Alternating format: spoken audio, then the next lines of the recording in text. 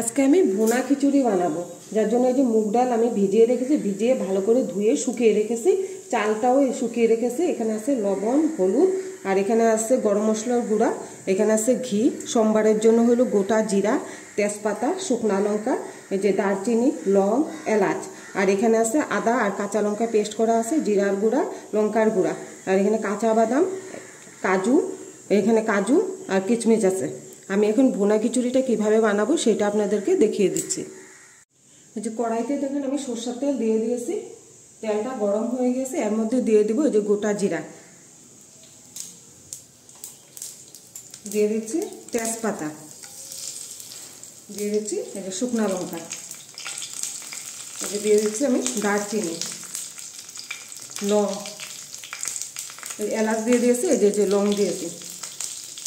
এখন একটু লাল হবে, তারপরে আমি দিয়ে দেবো ডাল আর চালটা। দেখেন আমাদের সব মশলাগুলো আমি লাল হয়ে গিয়েছে, এটার মধ্যে এখন আমি দিয়ে দিচ্ছি এই যে চালটা, এটা হলো গোবিন্দভোগ চাল,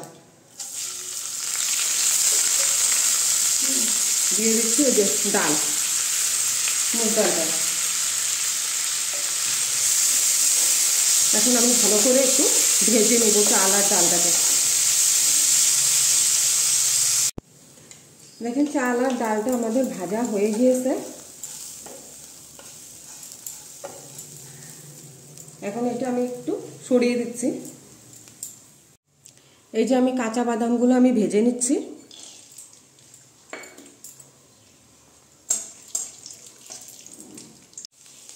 যে বাদামগুলো ভাজা হয়ে গেছে, এখন আমি সেগুলোকে নামিয়ে দিচ্ছি।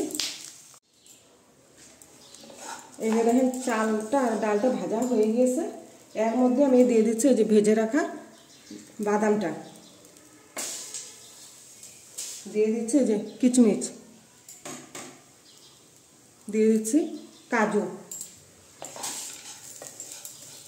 দিয়ে এখন এটাকেও আমি একটু ভালো করে ভেজে নেব।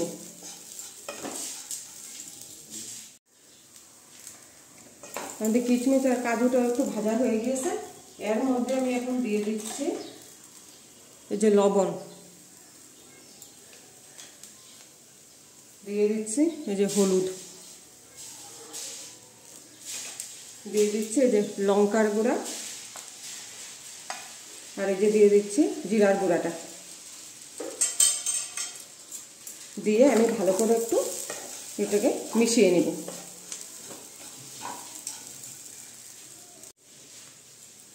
ভালো করে আমাদের মিশানো হয়ে গিয়েছে, এর মধ্যে আমি দিয়ে দিচ্ছি এখন এই যে আদা আর কাঁচা লঙ্কা পেস্ট করাটা। এখন এইগুলোকে আমি ভালো করে মিশিয়ে নেব।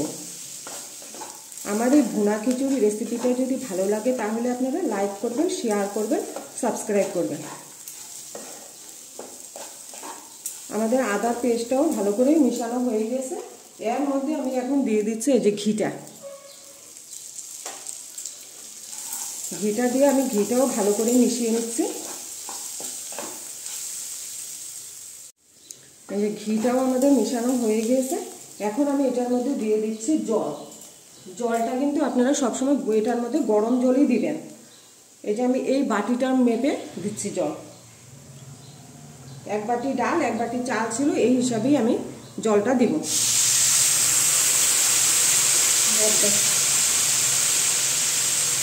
2 3 4 বাটি আমি ডাল জল দিয়ে দিয়েছি। ডালটা ভিজানো ছিল গতিকে এখন বেশি সিদ্ধ করতে লাগবে না, 10 মিনিট আমি এই খিচুড়িটাকে ঢেকে দিব। 10 মিনিট পরে আমরা আসছি। দেখেন 10 মিনিট হয়ে গেছে, আমি ঢাকনাটা তুলে দিয়েছি, আমি তুলে দিচ্ছি, আর কিন্তু আমি স্টিমটা কমিয়ে কমিয়ে করেছি।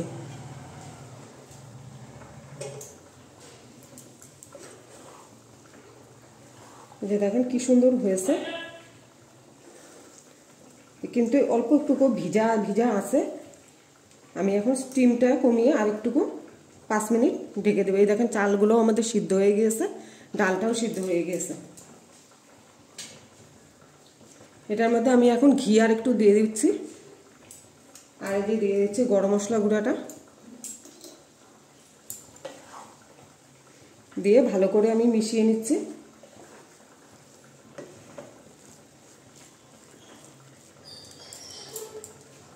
মিশিয়ে আমি আরও 5 মিনিটের জন্য ঢেকে দিচ্ছি।